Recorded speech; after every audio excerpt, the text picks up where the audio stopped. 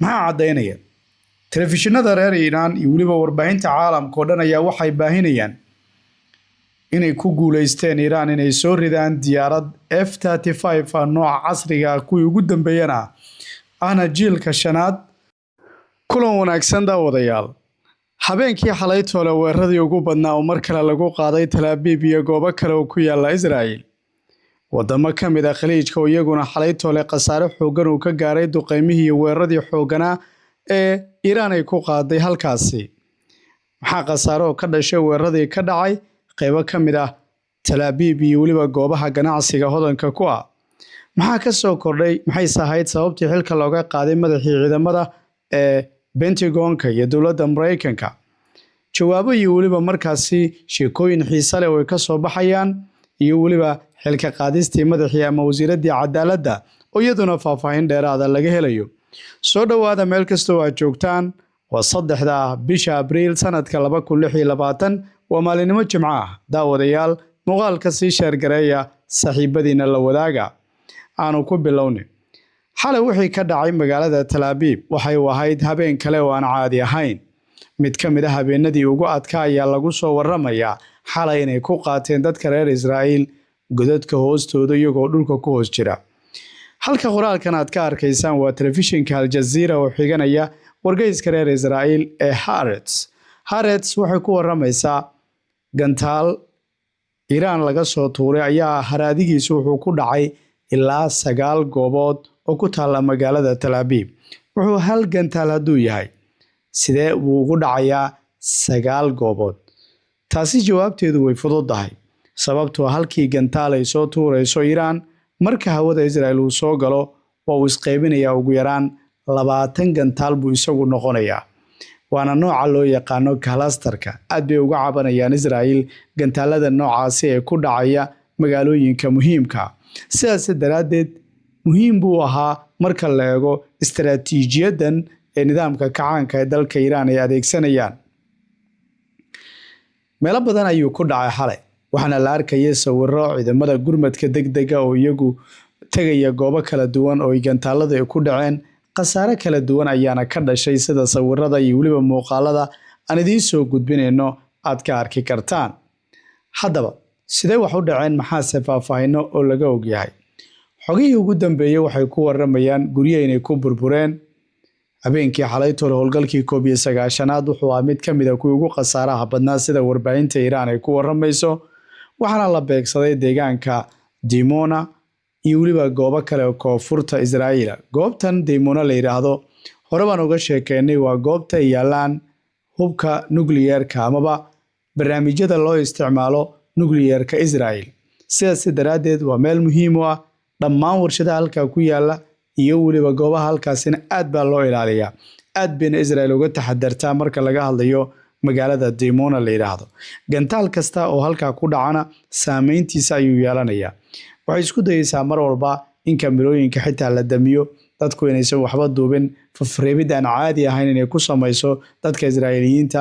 wargeyska Haaretz marka wuxuu xaqiijiyay inay jiraan khasaaro, guryo ku burburay, dad waxyeello ka soo gaartay. weliba janalka 12aad ee Israa'iil wuxuu xaqiijiyay deegaanka lagu magacaabo Ramat Gan ee bariga magaalada Tel Aviv in waxyeello ay ka soo gaartay gawaari halkaa tiilay, gaar ahaan deegaanka lagu magacaabo Betih Etkava. goobtaas gawaari halkaa tiilay ayaa burbur xoogan ka dhashay baa leeyahay maadaama gantaallo ay ku dhaceen. ciidamada Israa'iiliyiintu waxay sheegeen inay nidaamka difaaca cirka ay ka hortageen, laakiin khasaare ba'an ayaa gaaray. weerarada Iiraan ay ka geysanayso Israa'iil waxaa leeyahay waqtiyadii ugu dambeeyay khasaaruhuna uu sii ziyaadayay. aad bayna dadkoodu uga cabanayaan marka la eego weeraradaasi, sababtoo ah weeraradu waxay noqdeen isdaba joog. nidaamkii difaaca ma shaqeynayo ama sidii la rabay maaha. waxaad aragtay markaa gantaallo badan oo ku dhacaya meelo kala duwan oo Israa'iil marka warbaahinno kala duwan ayaa sidaas ku waramaysa. dhammaantoodna waxay sheegayaan in khasaaruhu uusan ahayn mid fudud, isla markaana meelo kala duwan uu isagu gaaray sida xogtii ugu dambeysay ay sheegayso. sidoo kale qaybo ka mid ah Imaaraadka Carabta ayaa lagu soo waramayaa iyo dalka Bahrain in la duqeeyay oo goobo istaraatiiji ah oo shirkado muhiim oo ku yaala dalalkaas ayaa lagu soo waramayaa in Iiraaniyiintu ay beegsadeen. hore ayay u sheegeen waxay yiraahdeen xarumaha AI-ga iyo waliba danaha kale ee Mareykanka ay maalgashteen halkaasi aad baan u beegsan doonaa sababtoo ah barnaamijka marka AI-ga waxa loo adeegsaday weeraradii ka dhacay dalka Iran waxaana lagu diray saraakiil muhiim ah halka baana laga hagay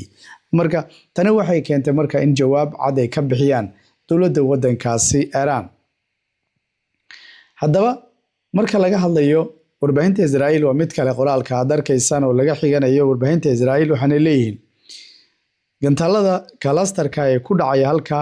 burbur baahsan bay u geysanayaan goobo muhiim ah goobtan kale waxa lagu magacaabaa Goshdan waxay ku taalaa magaalada Tel Aviv dhammaan waa goobo kala duwan ka waran Tel Aviv inta goobood inta ay markaa waxyeello ka dhaliso oo waliba dhowr gantaalka ay ku dhufato ilaa Dimona iyagu ay garaacaan waliba saacada kooban halka xalaytoola kaliba inta goobood garaaceen inta habeen la soo dhaafay imisa markaa goobood bay garaaci karaan taasoo ku tusinaysa fafreebid iyo waliba in warbaahinta aan loo ogolayn inay soo bandhigaan goobaha xasaasiga goobaha warbaahintu ay soo bandhigayaan waa goobaha ay ku dhacaan gantaalada ee rayidka ah meelaha kaliya la soo bandhiga laakiin goobaha ciidamada goobo markaa muhiim ba jira saldhigyo la burburiyay waxa jira madax iyo waliba markaa siyaasiyiin guryahooda dhulka la simay goobo badan bay markaa Iraaniyiintu sheegeen inay ku guuleysteen inay waxyeello gaarsiiyaan warbaahinta Israa'iil haddii aanu ka tagno tan Mareykanka baan aadeen halkan aad arkaysaan waa CNN oo laga xiganayo xogtan isla markaa CNN xogtiisana waa kan markaa xogta waxa laga xigtay sirdoonka Mareykanka CNN baa xiganaya markaa exclusive buu helay waxay ku waramayaan goobaha laga soo tuuro gantaalada Iran in aysan sidii wax badan iska bedelin yani kala bar waa sidoo beleyn kala bar goobaha gantaalada laga soo tuuro waxba ma qabaan waa bad qabaan wax dhibaato soo gaaray ma jirto taasoo markaa beeninaysa hadalkii ahaa Netanyahu iyo waliba ninkii ahaa Trump ay ku tilmaamayeen in la burburiyo dhammaan dhulka la simay markaa taasoo khatar kale marka Iran wali waxyaabo yar bay lahayd waanu baabi'inay bay lahaayeen laakiin waxba kama jiraan baa leeyahay warka CNN waxay ku leedahay faanole farakama qodna sheekadu waqti dheer bay qaadan kartaa xalay mar kale ayay weerareen ciidamada ilaalada kacaanka dalka Iran markabka Abraham Lincoln saacadii ugu dambeeyay waxa la arkay isagoo badweynta Hindiya ku sugan weerarkii 19aad iyagu ay qaadeen waxa uu ahaa ama muujadii 19aad mid lagu beegsaday markabkan 4 gantaal oo nooca cruise-ka gaar ahaan qadar 380 ayaa lagu beegsaday dabcan ma burburay mise lama sheegi karo laakiin waxa lagu soo waramayaa in weerar ay qaadeen haddaba waxa laga yaabaa Britol inaad maqashid iyadoo markaa meesha qadar lagu karinayo ayaa maqsiinkii iyo waxba isgaaray marka meeshii waa gubatay baa laga yaabaa inaad maqashid 200 askari oo ku dhaawacmeen sidii kii hore nolosha sheegay isla markaana Trump uu meesha la soo istaagay haddaba waxa lagu soo waramayaa goobaha nuclear-ka in la beegsado waa laga digayaa shirkad dhanka tamarta ee dalkaasi Ruushka ayaa doonaysa inay gudaha u gasho xarunta Bushehr oo xarunta nuclear-ka iyo tamarta markaa dalkaasi Iran halkaas oo lagu soo waramayo in ay ka fulinayaan howlgal daadgurayna Associated Press baa warkan laga xigtay madaxa shirkadaasi ninka lagu magacaabo Alexei ayaa wuxuu sheegay in Moscow diyaar ay u tahay halka in la geeyo ilaa 200 oo ruux halka ku jira howlgalna ka haya kadibna halkaasi laga soo wadi doono marka lama garanayo Mareykanka waxay kaga jawaabayaan Bushku waxa lee ninka Putin la yiraahdo wuxuu dalban doonaa Ruushka xabajoojin inta ama inaan la garaacin goobtaasi markaa oo Israel iyo Mareykanka u sheegi doonaa taasoo markaa jawaab ka dhalanaysa haddii ay dhacdo markaasi haddaba wararkii ugu dambeeyay waxaa ka mid ah New York Times waxay leedahay Trump god buu isku riday god istaraatiiji buu dalaq yiri xal uu kaga baxana ma laha tabar uu kaga baxa ma laha muxuu sameynaya xalay waxa dhacday xilkan laga qaado generaalkii ugu muhiimsanaa Mareykanka markaa generalkan waxa la yiraahdaa Randy George falanqayn baa laga sameeyay maxaa xilka looga qaaday baa leeyahay ninkan Trump iyo teamkiisu way kala aragti duwan yihiin tala ayuu wuxuu yiri madaxweynuhu ciidamada hadda la rabo in la geeyo gudaha Iran ee la rabo Iran inay lug kaga hortagaan ciidamadaasi waa la leefayaa oo sharbaha ay ku qaadanayaan Iran uma daahi doonaan way dad birta cunaba halka jooga commandos iyo waxaas meesha ma lagama yaqaan baa leeyahay madaxweynuhu ka joog ciidamada dhulka ha gelin dalka sidee madaxweynaha uga hor iman kartaa baa leeyahay ma doonayo dad marka ka hor iman kara ama fikir kale u gudbin kara dad maqli jirta aqliyada kaliya taliyaha waa Trump iyo tiimkiisu marka waan waxa ay ka walwalayaan dadka reer Mareykan oo leeyihiin hal fikir baa shaqeynaya aniga iri baa soconaysa taasoo halis weyn marka waxa la isku khilaafay istaraatiijiyada dagaalka Iran generaalku wuxuu tilmaamay inaysan suuragal ahayn duulaan dhulka iyo waliba qabsasho qaybo kamid ah hadii ay noqon lahayd jasiirado ama xitaa goobo muhiim oo lagu toomeeyo uranium inay taalo marka xalay kaligii ma ahayn sababtu waxay salfatay wasaaradda cadaaladda gabadhii haysatay iyaduna waa xilkii waa laga fiijiyay gabadhan waxa leeyahay sabababa keenay xilka laga qaado Bambondi faylkii galkii Jeffrey Epstein waxa la rabay si wanaagsan u maamusho baleeri waa ku fashilantay tani waxay keentay xilkeen laga fiijiyo balanqaad bay sheegteen fayl muhiim ay soo bandhigi doonto laakiin saacadu ma soo bandhigin oo waxay dooratay inay raali geliso odagii Trump laakiin haddii ay dooran lahayd shacabka Mareykanka shacabka abaalmarin bay siin lahaayeen oo xog kasta ay soo bandhigi lahayd tani waxay keentay marka aakhirkii inuu ku kaco yiraahdo